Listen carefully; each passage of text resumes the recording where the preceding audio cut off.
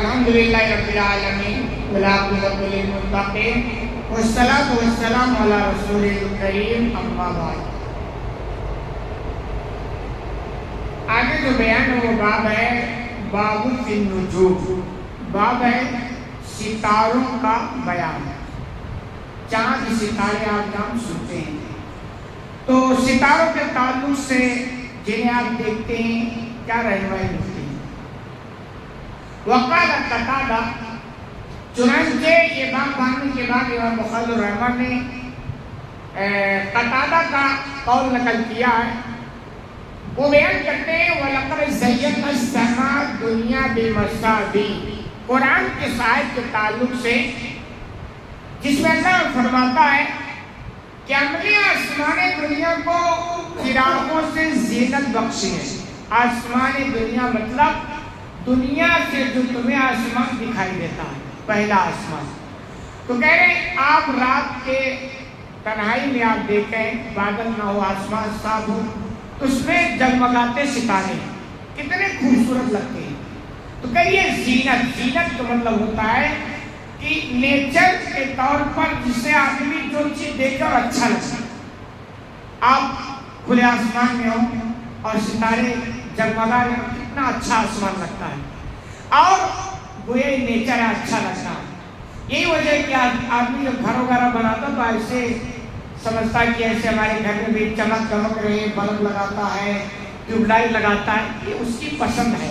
تو اللہ نے اس نیچر کا خیال کرتے ہوئے آسمان کو بہت مزین کر دیا، زینت، کہ جسے آدمی دیکھے اور اس کو اچھا لگے، بھائے، یہ انسان کا نیچر ہے۔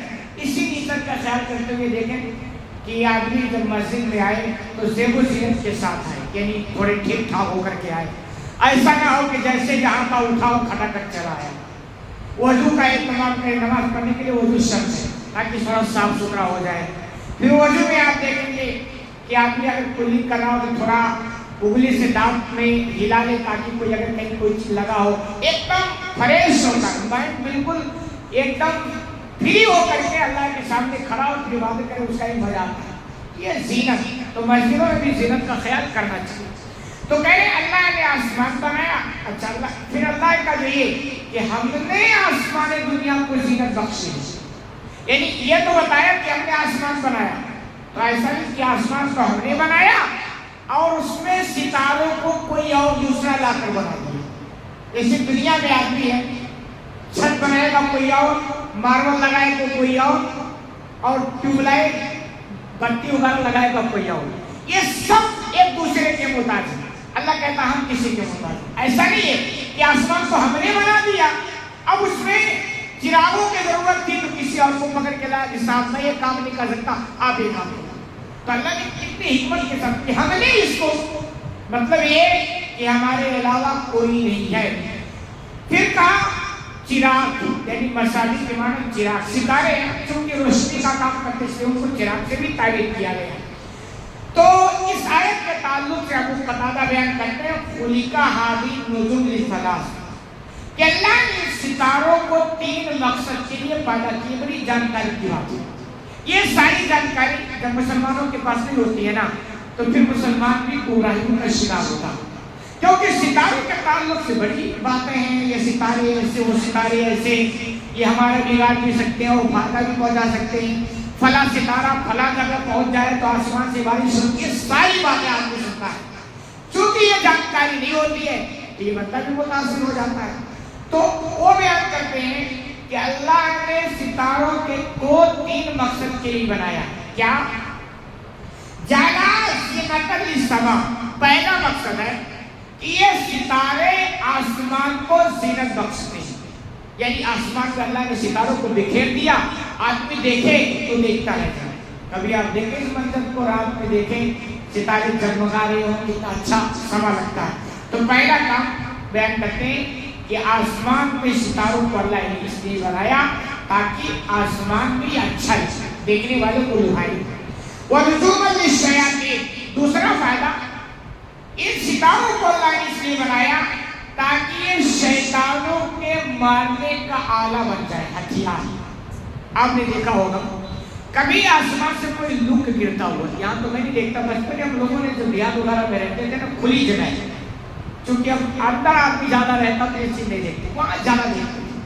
تو اللہ نے کہا کہ یعنی یہ بیان کرتے ہیں کہ شیطانوں کو مارنے کا آلہ ہوا کیا. اس کے پیچھے جو حکمت ہوئے کہ عرب کے اندر نجومی ہوتے تھے, کاہنی ہوتے ہیں. نجومی کا مطلب جن کا تعلق ستاروں سے, یعنی ستاروں کے تعلق سے عجیب عجیب جانکاری رکھتے اور لوگوں کو گمراہی کرتے تھے.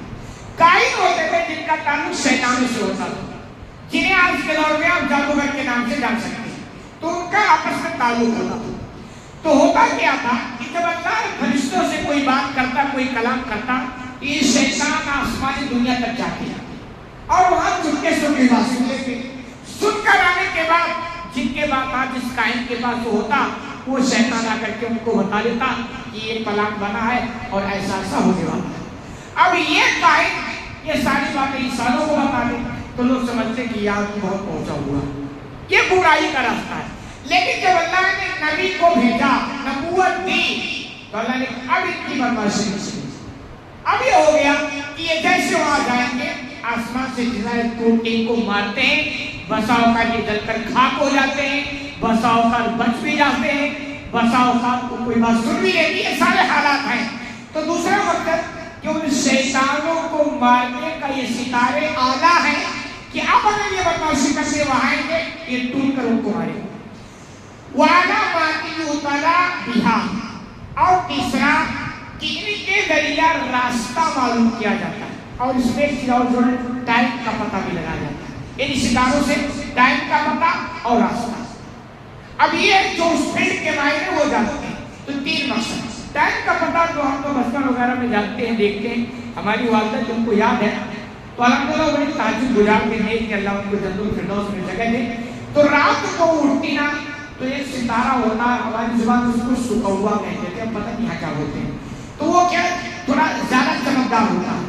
تو جب رات کا تیسرا پہر ہوتا ہے نا تو وہ ستارہ چمکدار ہوتا ہے, جو اس بات کی علامت ہوتی تھی کہ تیسرا پہر شروع ہو گیا. کیوں اس زمانے میں گھڑی وغیرہ وغیرہ کا سسٹم نہیں تھا, تو بیچارے وہ رات کو اٹھ کر آسمان کی طرف دیکھتے اور دیکھتے کہ وہ ستارہ نکلا کہ نہیں.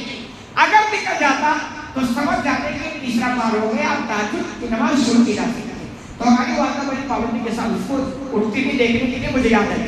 تو یعنی یہ ٹائم کا بھی پتہ اس سے لگایا جاتا ہے. یہ کام ہے راستے اور ٹائم کا پتہ. کہہ رہے فَمَنْ تَعَوَّلَ فِيهَا بِغَيْرِ ذَلِكَ, جس نے بھی ان کے علاوہ کوئی اور مقصد حاصل کیا, یعنی ان کا مقصد یہ تین ہے, تین کے علاوہ کسی نے اور کچھ کہا, ذَلِكَ أَخْطَأَ, اس نے غلطی کی, یعنی وہ خطا کر رہا ہے.